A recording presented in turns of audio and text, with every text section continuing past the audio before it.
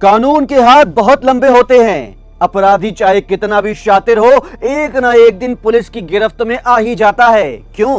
क्योंकि अदालत में जो न्याय की देवी होती है ना, भले उसकी आंखों में पट्टी बंधी होती है, लेकिन उसके हाथ में जो तौल तराजू होता है, उसके दोनों पलड़े बरोबर रहते हैं। यानी कि न्याय जरूर होता है, चाहे वो देर से हो, लेकिन अंधेर कभी नहीं होगी। चाहे वो अदालत हिंदुस्तान की हो या फिर उस भगवान की हो, देर हो सकती है लेकिन अंधेर नहीं होगी।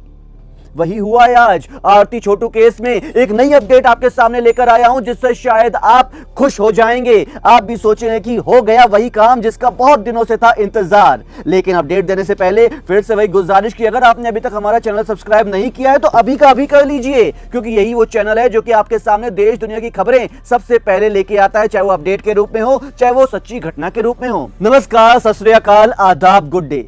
साथियों, आज आरती छोटू केस की नई अपडेट यही है कि वही सबसे बड़ी शातिर लड़की जिसका नाम था रूबी यादव, जो कि आज की डेट में एक मां बन चुकी थी और एक भाभी भी बन चुकी थी। भाभी मां दोनों बन चुकी थी, लेकिन उसके बाद भी उसके अंदर की आपराधिक प्रवृत्ति खत्म नहीं हुई थी। उसने एक बेचारे मासूम से आशिक, जो कि उससे उम्र में भी कम था, उसको भाभी भाभी कहकर सम्मान देता था और आने वाले वक्त में वो उसके पांव छूता, उससे आशीर्वाद लेता, उसका अपने घर का दामाद बनता। लेकिन उसी रूबी यादव ने उसी मासूम छोटू यादव को मरवा दिया। पूरी की पूरी साजिश उसी की थी, पूरी की पूरी मास्टरमाइंड वही थी, और आज पुलिस की गिरफ्त में वो रूबी यादव आ चुकी है। देखिए ये वीडियो। भाभी भी गिरफ्तार हुई है। हाँ, हम भी सुने हैं। घड़ी में रहते हैं।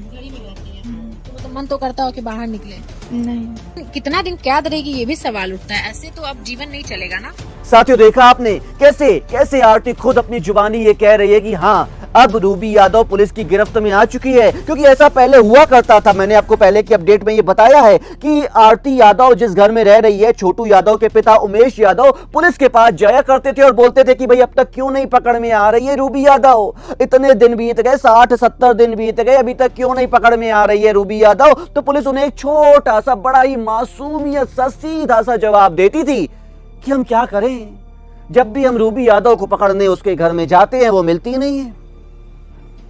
अब आप सोचिए कि पुलिस के इस बयान पे आपको कैसा फील करना है, लेकिन आखिरकार पुलिस जागी, बिहार का प्रशासन जागा, और इस केस की नई अपडेट इसके साथ मैं आपको दे रहा हूं कि रूबी यादव गिरफ्तार हो चुकी है।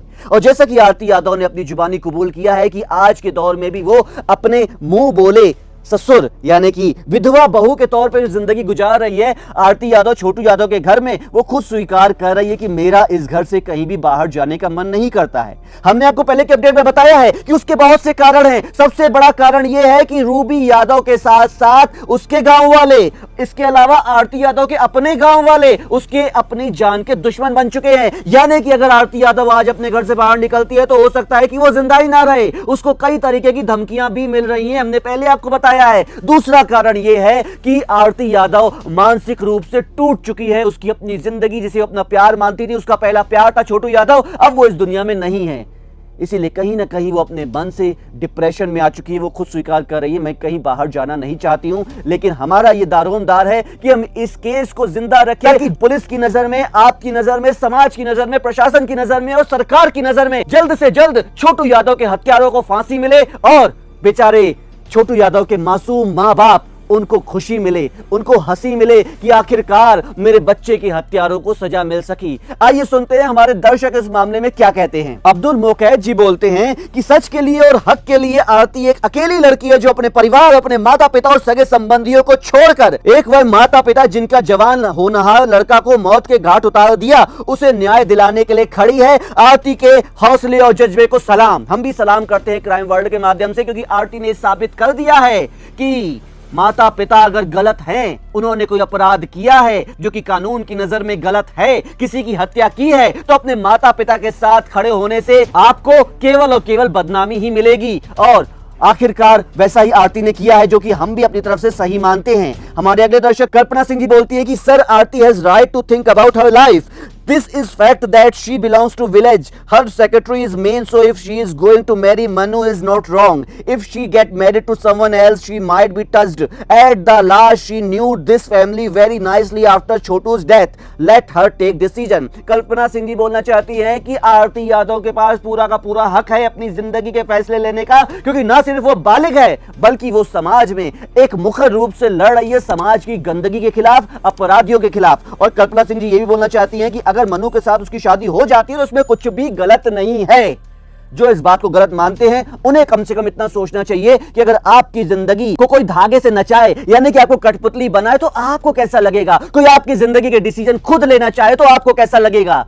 हमारे अगले दर्शक ईशु पांडे जी, संतोष राम जी, मनीष कुमार जी, भोरिल यादव जी और महेश यादव जी बोलते हैं कि नाइस जॉब सर जी। सर आप महान हैं जो आरती को सपोर्ट कर रहे हैं, ऐसे ही अपडेट दिखाइए। सर आप बहुत ही अच्छे से समझा रहे हैं, थैंक यू सर। मनु से शादी हो जाए तो बहुत ही अच्छी बात है, लगे रहो सर, जस्टिस फॉर छोटू। आप सबको हम यही कहना चाहेंगे कि आपका तहे दिल से हम शुक्रिया अदा करना चाहते हैं, क्योंकि हम तो केवल अपना एक ही दारोमदार निभा रहे हैं कि हम कोई आरती के पक्ष में नहीं है या छोटू के पक्ष में नहीं है। साथियों हम केवल पक्ष में हैं न्याय के, सच्चाई के, और वही दारोमदार को हम निभा रहे हैं। अगर आपको हमारा काम पसंद आ रहा है तो आपका हाथ जोड़कर शुक्रिया। कमेंट बॉक्स के सेक्शन में अपने विचार, अपने सुझाव, अपनी तारीफें और अपनी शिकायतें भी हो तो जरूर लिखिए, क्योंकि हम इस प्रोग्राम में शामिल इसी तरह करते रहेंगे। हमारे अगले दर्शक सरोज सिन्हा जी कहती हैं कि आरती छोटू अमर हैं, छोटू के घर से रिश्ता बनेगा, यही होना चाहिए। छोटू के परिवार को सैल्यूट करते हैं, सपोर्ट करें। आरती का गलत का साथ दोगे तो दुनिया से सुख शांति खत्म हो जाएगी। सरोज सिन्हा जी बिल्कुल सही कहती हैं, क्योंकि ये आरती छोटू का मुद्दा केवल एक मुद्दा नहीं है, बल्कि इसके बाद पंकज सोनी मुद्दा,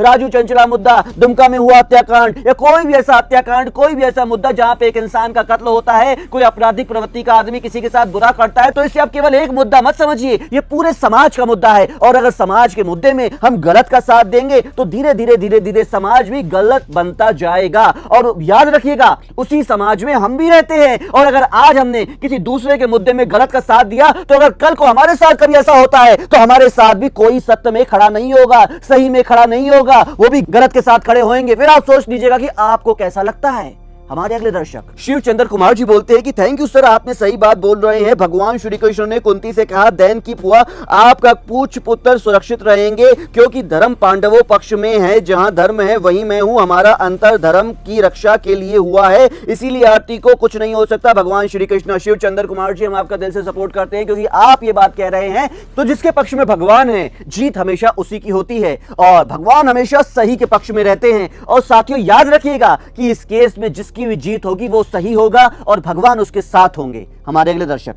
कल्पना Singh ji, Saddam Hussain ji, I support your video, please भाई आरती को साथ दो। ललित कुमार जी बोलते हैं सर हमको तो ऐसा लगता है आरती कुमारी जो है कहीं ना कहीं दबाव में कह रही है, छोटू के परिवार वालों के दबाव में। ललित कुमार जी हमें पता नहीं ऐसा क्यों लग रहा है कि आपके पास कोई शायद साक्ष्य नहीं है जो ये साबित कर सके कि आज आरती यादव छोटू के परिवार वालों के दबाव में है, क्योंकि छोटू के परिवार वालों ने आरती यादव की जान बचाई है, उनको अपने घर में शरण दी है, उनको बेटी की तरह रख रहे हैं और बेटी की तरह ही मान दे रहे हैं। तो क्यों छोटू के परिवार वाले आरती पर दबाव डालेंगे, और दबाव डालेंगे तो किस चीज के लिए डालेंगे, मन्नू से शादी के लिए? तो मुझे ऐसा लगता है कि आरती के पास पूरा का पूरा हक है अपनी जिंदगी के फैसले लेने का, क्योंकि अपनी जिंदगी के फैसले लेकर ही आज वो अपने घर से दूर, अपने सगे माँ बाप से दूर हो गई है, तो उसके हाथ में अपनी जिंदगी के फैसले लेने का हक है, उसे लेने दीजिए फैसला। हमारे अगले दर्शक चंद्रेश्वर यादव जी बोलते हैं कि आप भी पत्रकार महोदय गलत रिपोर्टिंग कर रहे हो। आपने बोला था कि आरती मन्नू से 3 बजे रात में बात नहीं किया था, आपके पास नहीं है तो हम भेज देंगे कि मोनू खुद बोला है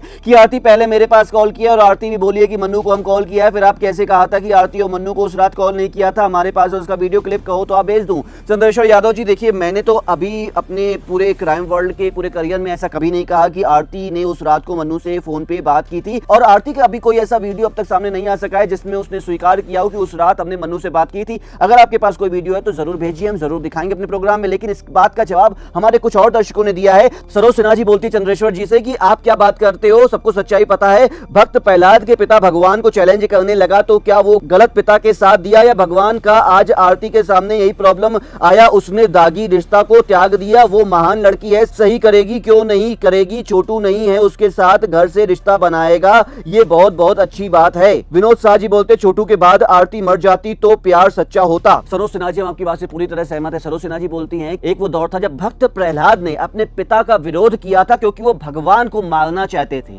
जी हाँ साथियों, वो भगवान को मारना चाहते थे और भगवान को मारने के लिए ही उस हिरण्याकश्यप ने अपने पुत्र को मारने के कई जतन किए। उनको आग पर बिठाया, उनको हाथियों के नीचे से कुचलवाया, उनको आरे से कटवाया, लेकिन उसके बाद भी भक्त प्रहलाद बचते गए और उन्होंने भगवान का साथ कभी नहीं छोड़ा। कहना ये चाहती है सरोज जी कि अगर माता पिता गलत हैं, वो हत्यारे हैं, वो समाज के दुश्मन है, वो कानून के दुश्मन है, पुलिस के प्रशासन के दुश्मन है, तब भी अगर आप उनके बेटे हैं या बच्चे हैं या बच्ची है, उनके साथ खड़े रहेंगे तो साथियों कानून आपको भी दबोच लेगा, क्योंकि कानून से बड़ा इस देश में तो कम से कम कोई नहीं है। हमारे अगले दर्शक और विनोद शाह जी बोलते हैं कि भाई छोटू के बाद आरती मर जाती तो प्यार सच्चा होता। यानी कि चंद्रेश्वर यादव जी को जवाब दे रहे हैं कि अगर आरती मर जाती तो आप भी कहते कितना सच्चा प्यार था। लड़का मर गया, लड़की भी मर गई। साथियों ये तो तब होता, ये केस बिल्कुल खत्म हो जाता, शांत हो जाता, कोई नहीं रहता। जब कोई खड़ा ही नहीं रहता अपोज में आरती के घर वालों के, तो क्या ये केस यहां तक पहुंचता? क्या अपराधियों को सजा मिलती? ऐसा कुछ भी नहीं होता था साथियों। तो जो भी हुआ है वो भगवान की मर्जी से हुआ। भगवान जिसके साथ है वो सही होगा और उसी की ही जीत होगी। हमारे अगले दर्शक प्रभुवन सिंह जी बोलते हैं आरती को एक हिसाब से जॉब होना बहुत जरूरी है। प्रभु जी हम आपकी बात से पूरी तरीके से सहमत है, क्योंकि जॉब जो है उससे हमको पैसा मिलता है। वो पैसा हमारे जीवन जिंदगी के लिए बहुत जरूरी है, क्योंकि किसी बहुत ही बड़े महापुरुष ने एक बात कही है कि पैसा जरूर है, हाथ का महल हमारे साथ नहीं जाता है। पैसा जरूर है, हाथ का महल हमारे साथ ऊपर नहीं जाता है, लेकिन जब तक हम जिंदा रहते हैं तब तक बहुत काम आता है।